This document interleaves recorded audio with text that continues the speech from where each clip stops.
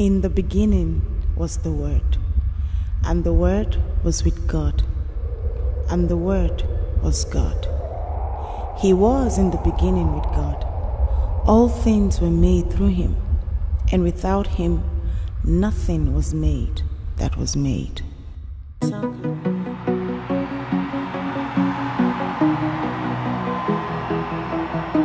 What can't you do, Jesus?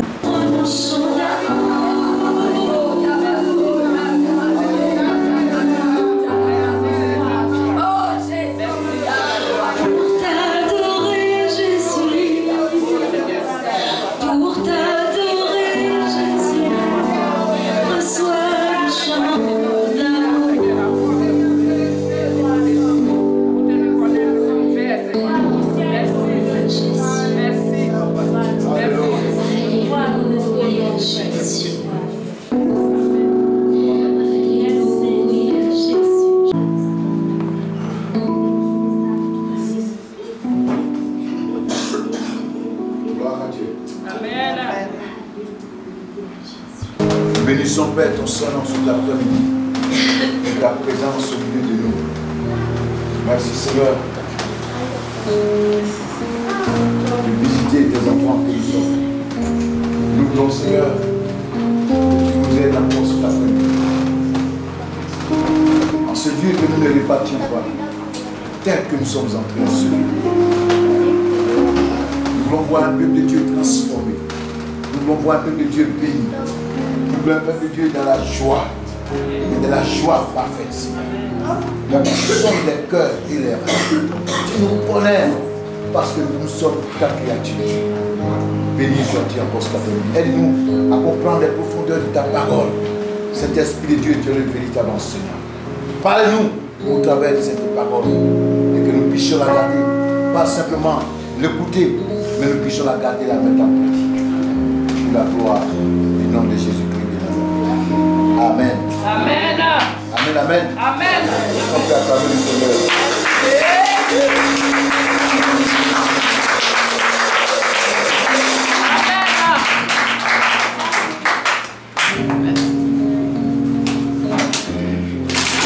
On va prendre nos Bibles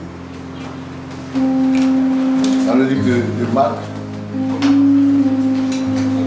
L'évangile selon Marc, au chapitre 12, verset 41 au verset 44.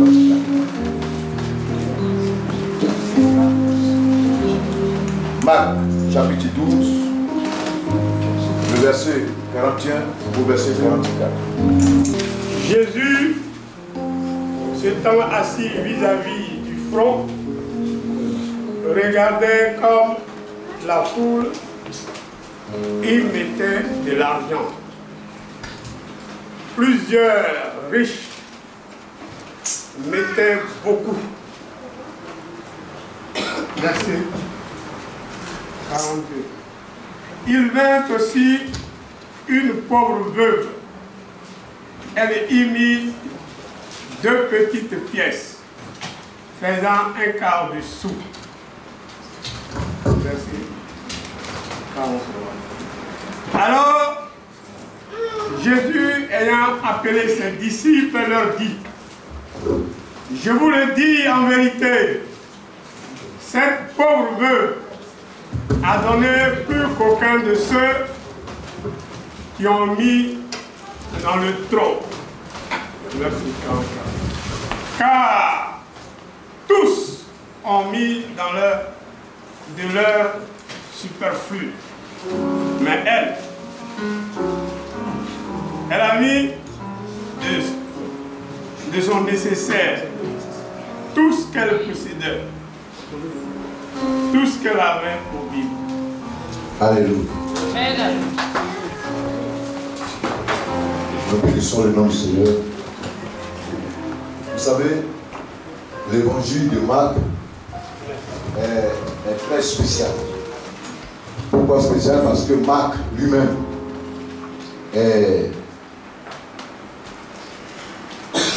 il a été disciple de l'apôtre Pierre. Il est le cousin de Barnabas qui est n'est-ce pas, celui qui a travaillé avec l'apôtre Paul. Marc aussi a travaillé donc avec l'apôtre Paul pour un temps. Et à la fin du ministère de Pierre et de Paul, Paul a encore eu besoin de Marc. Donc Marc plutôt a été vivement enseigné. Il a été au milieu des grands hommes de Dieu. Avoir pour père spirituel un homme comme Pierre, Barnabas et l'apôtre Paul, on peut dire que Marc n'a pas suivi Jésus en tant que tel. Mais il a eu des enseignements véritablement approfondis. Il a eu beaucoup de connaissances concernant la personne de Jésus et son ministère. Alléluia. Ce qui fait de son évangile un évangile vraiment spécial. Ce n'est pas un évangile qui est long, mais c'est un évangile qui est à peu près, qui a résumé un peu tout sur concernant la personne de Jésus. Alléluia. Dans ce passage que nous venons de parcourir, cet après-midi, je vais partager avec vous ces 4 versets de l'évangile de Marc pour nous amener à comprendre comment nous devons servir notre Dieu. Sinon, comment est-ce que Dieu veut qu'on le serve? Parce que quelquefois, on pense qu'on sert Dieu, mais en réalité, on ne sert pas Dieu. On se sert nous-mêmes. Il est bien de savoir comment servir Dieu pour mieux le servir.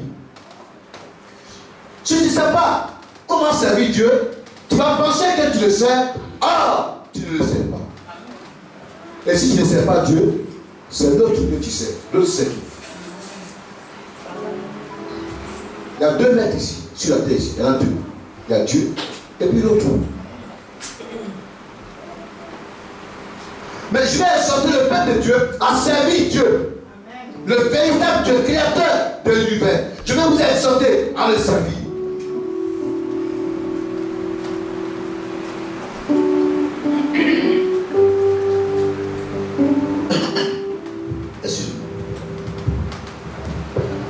Il dit ici, au verset 41, Jésus s'était assis vis-à-vis du trône, du trône, regardant comment la foule y mettait de l'argent. Plusieurs riches mettaient beaucoup, donc beaucoup d'argent.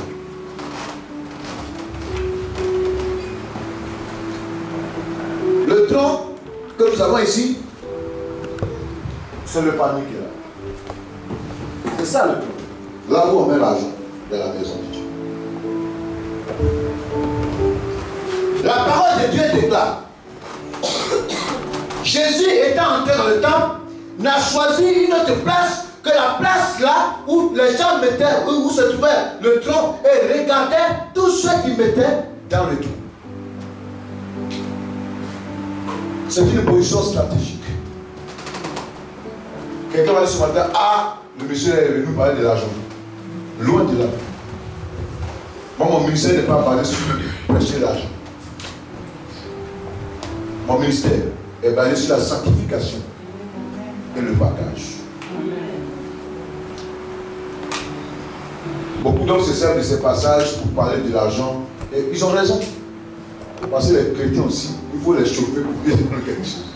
Ils ont raison. Donc il y a plusieurs bruits dans ce passage. Je vais passer par là, mais je n'en fais pas de ça mon principal message. C'est ce que je vais dire. Alléluia. Amen.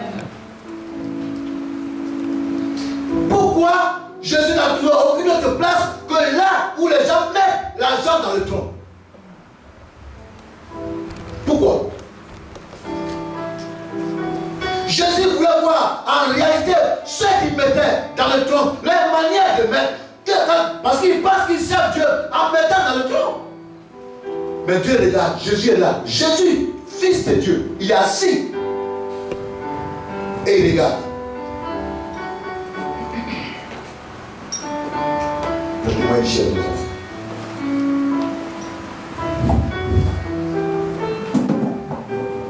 Jésus est assis et il regarde. Quels sont ceux qui mettent leur manière de mettre? Et il regarde. Quelquefois, le Seigneur regarde ses enfants, il nous regarde Dieu des cieux et il voit comment nous le servons. Et à partir de ce moment, il sait qui le sert réellement et qui ne le sert pas. Parce que ta manière de faire, ta manière d'agir va déterminer que tu sais Dieu ou tu ne le sais pas. Ta manière de penser, ta manière de voir les choses vont démontrer si réellement tu sais Dieu ou tu ne sais pas Dieu.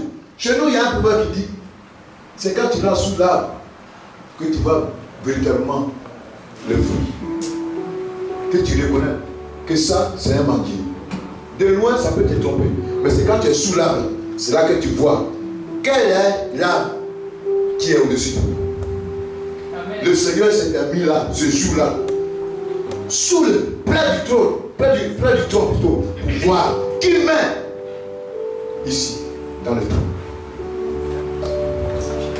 La parole de Dieu déclare que ce jour-là, les riches qui étaient dans la maison de Dieu, il dit qu'ils ont mis, comme dit les Ivoiriens, ils ont travaillé. Le travaillement. Il est là et puis il compte des billets. Les billets de 500 €, puis il compte. Il est là, il compte 500 €. Il compte même pas. Ça dit, il met. Il met. Il met. Il met. Elle le célèbre. Il met. Il met. Il dit, les gens ils ont mis beaucoup d'argent. En même temps, cet argent, dans leur pensée, c'est Dieu qui sont en train de servir.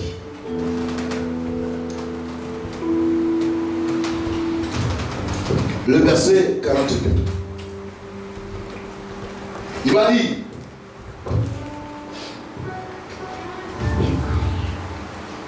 il met aussi, quand on met aussi, ça veut dire que tu es venu pour compléter les ceux qui avaient mis. C'est-à-dire, parmi ceux qui ont donné des grosses enveloppes, parmi eux, il y a quelqu'un aussi, une personne qui pense servir Dieu, qui croit servir Dieu, c'est ajouté à eux.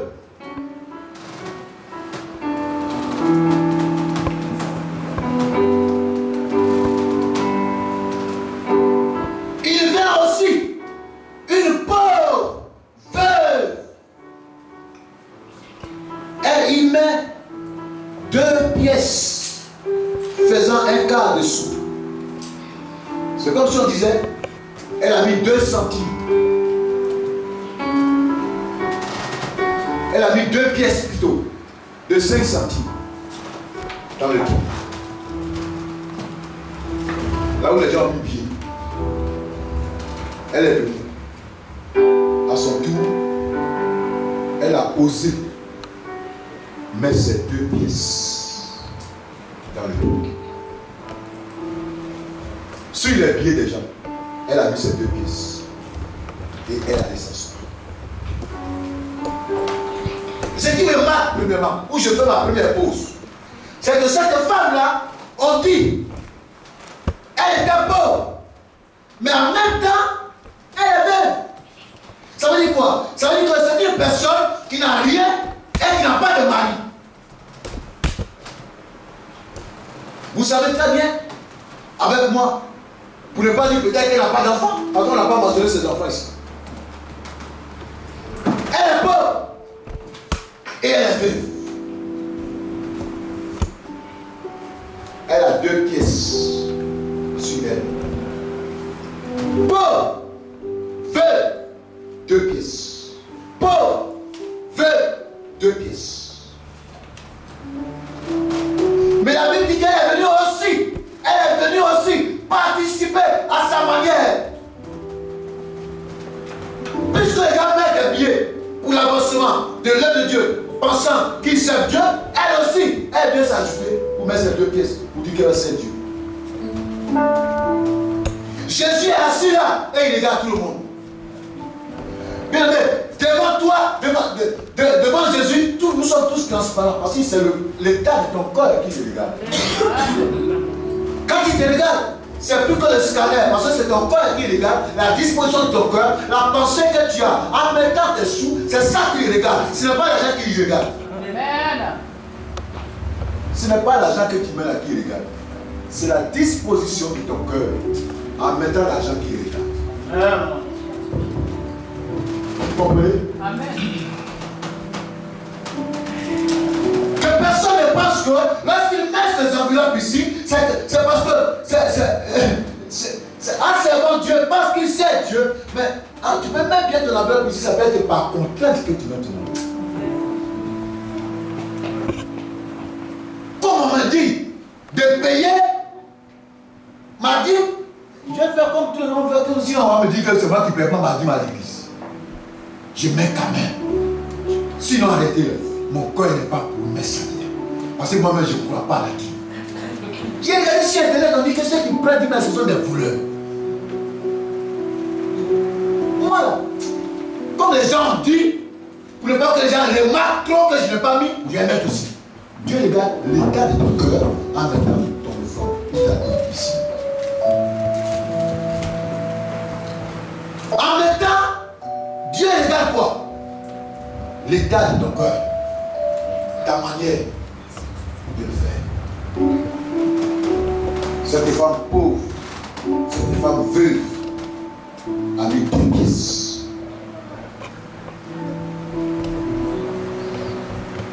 Ces personnes qui mettaient, quel était encore l'état de leur cœur? L'orgueil. Il veut que les gens sachent que c'est eux qui ont l'argent. La démonstration du bien matériel qu'ils ont. C'est ce qu'ils ont manifesté. Vous dites, hein? Donc c'est à cause de lui encore dans l'église. Si c'est pas elle là, il n'y a pas l'église. Tu as vu l'argent qu'elle donne dans l'église? Que les gens sachent que c'est moi qui donne. Il y a des gens qui font des choses discrètement. Moi je peux que me voie parce que je dois m'affirmer que moi aussi je suis là. C'est l'état de ton cœur que je suis assis là. Il regarde. Ta pensée là est comme un miroir devant lui. Il lit dans ta pensée. Quand tu viens mettre ton offrande de ta vie, c'est ça qu'il lui regarde. C'est pas la quantité de ce que tu mets qu'il regarde. C'est la qualité de ton cœur qu'il lui regarde. C'est la qualité de tes pensées qu'il regarde. Avant d'agréer ce que tu mets. Sur tout ce que tu mets avec une pensée tortueuse est zéro devant. C'est comme si tu n'avais rien. Tu vas beau mettre, tu vas prendre la banque de francs pour venir la déposer dans l'église. Si l'état de ton cœur est mauvais, ce n'est pas agréé. Au dernier moment, Dieu se dit que je ne te connais même pas, tu n'as rien fait. Tu as dit, mais moi j'ai donné ma clotte, la plus grosse, c'est moi qui donnais, c'est moi qui payais la salle. Quand on dit ça, c'est moi qui payais, je ne te connais pas. Pourquoi? Parce que l'état dans lequel tu te trouves, avant de venir faire ton offrande, n'honore pas Dieu. Ça n'honore pas Dieu. Ces personnes qui donnaient cette grosse somme-là, comment ont-ils fait pour avoir cette somme pour la donner? Là aussi se trouve un gros point d'interrogation. Ont-ils volé? Ont-ils des sociétés? Ils vont travailler des gens sans les payer.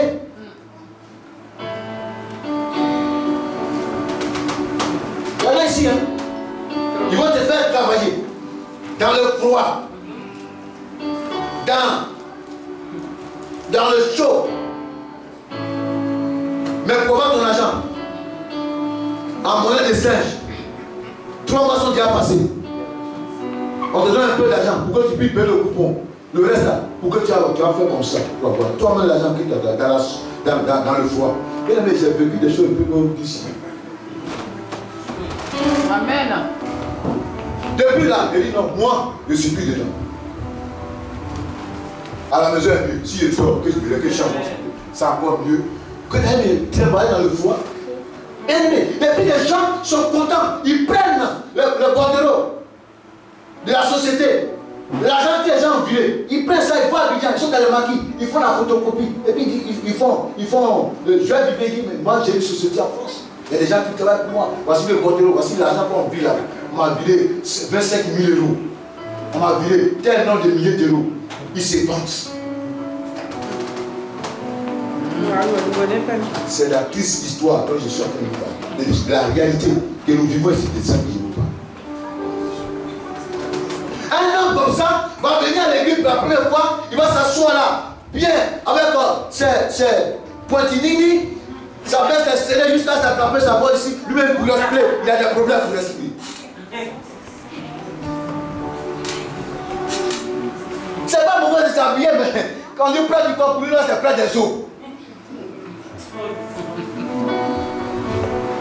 Et quand il vient là maintenant, il vient là, le pasteur là, puis il fait ça maintenant. Ça dit qu'il veut séduire maintenant les gens pour dire c'est lui qui est fort. Le travaillement dans l'église. Jésus est assis là, et puis il regarde les gens qui dorment. Il regarde l'état de ton cœur. Il dit ça c'est zéro.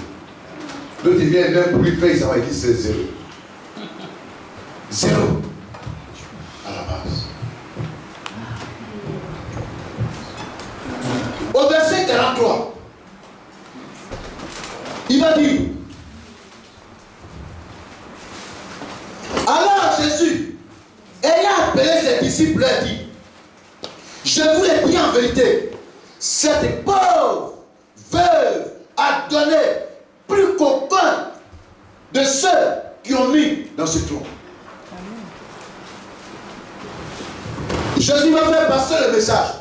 La parole de Dieu déclare, il a appelé que tous, les gens ont fini de donner ce qu'ils pouvaient donner. Il appelle ses disciples de côté. Et dit, vous voyez, tous ceux qui ont mis là, dans ce trou, tous ceux qui ont mis dans ce trou, n'ont rien mis. Mais c'est des pauvres femmes veuves. Pauvres. Veuves. 2 pièces qu'elle a mis. Il dit qu'elle a donné pour que tous ceux qui étaient là. C'est elle qui a donné ici. C'est 2 pièces qui vaut le quart d'un sou qu'elle a mis là. Ça a plus de valeur que tout ce que les autres ont. Qu'est-ce qui a valorisé ces 2 pièces? Normalement, avec les 2 pièces, on ne peut même pas donner à une femme qui est là. On va acheter un demi-pain et puis ça va acheter. C'est impossible.